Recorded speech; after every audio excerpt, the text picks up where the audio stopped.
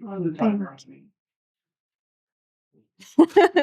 7 minutes. I'm just kidding. Okay.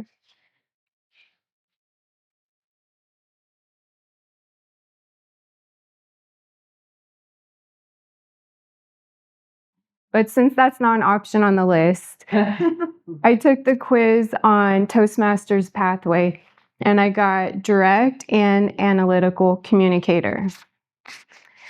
Just so you know, direct communicators are decisive, competitive, and independent, also ambitious and goal-oriented.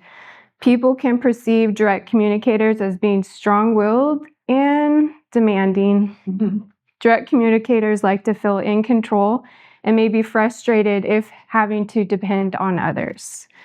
My second is analytical communicator, which is structure, order, and functional environment. So, how do I best communicate with others when I am a direct and an analytical person? First off, I feel like I have to take a step back from myself and realize that my way is not the only way. I'd miss other people's talents and gifts. And with all communications, there is a positive and a negative usage to them.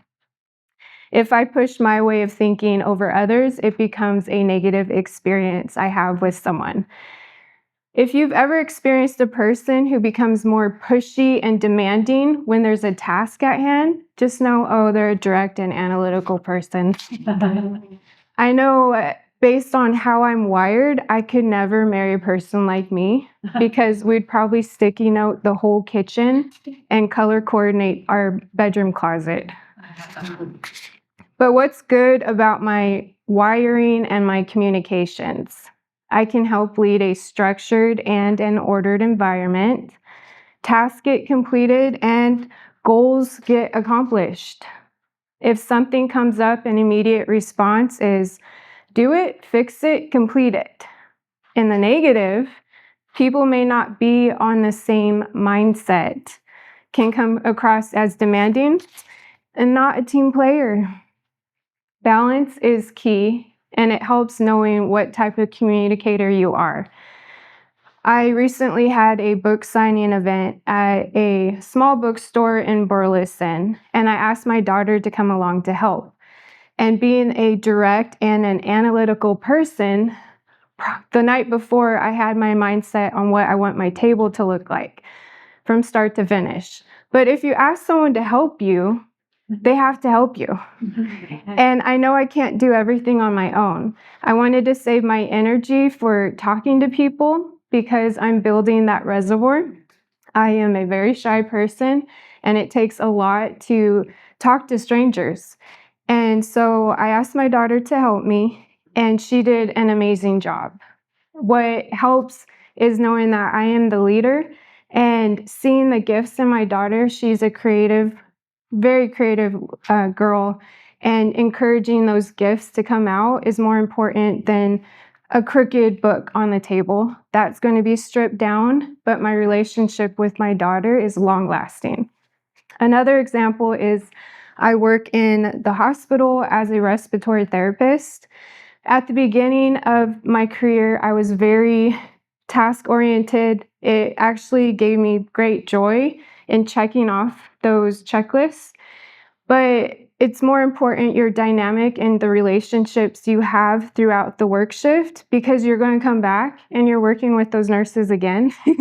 So if you burn those bridges, it's just going to be not a good thing. So at the beginning of work shift, it's a 12-hour shift, you have a list of to-dos. And I highlight, I color coordinate, okay, I do this in this certain amount of time. But when you work in the medical field, there's something that happens while your to-do list happens. It's called interruptions. You probably heard it overhead. It's being in the hospital for Toastmasters is you hear random code blue, such and such room. Well, being a respiratory therapist, you have to go to those. So no matter what you're doing, it's pretty much drop everything and go help that person. So if I work on my direct and analytical characteristic I have, I know I have to be flexible. There's a pool of tasks to do, but okay, let's start triaging and let's see what we can get done. Also, I've noticed when people answer the phone calls and a nurse is like, "Can you do a PRN treatment in this room?" They're like, "Oh, do they need it?" And I don't like doing that because everyone needs help. Everyone needs to be talked to and in a nice way. It's not the nurse's fault that the patient pressed the call button for respiratory. I have to admit, though, preparing this speech gave me anxiety. That's why I have note cards. I couldn't memorize it. I was like anxious. I'm like, why am I so anxious? And it felt like I put the spotlight on myself and it exemplified those two things in me. I'm like, wow, if I don't control these things, they can get very strong. Observing people, I have noticed that those who are kind of clumsy and not organized are the most friendly people, and they have more friends. They're easier to connect with. They just have a friendlier vibe about them. We all can't be in one category. That would be too much. So whatever gifts and communications that we have, two good questions to ask is, how can I help other people today? And how can I make this a good day? Thank you.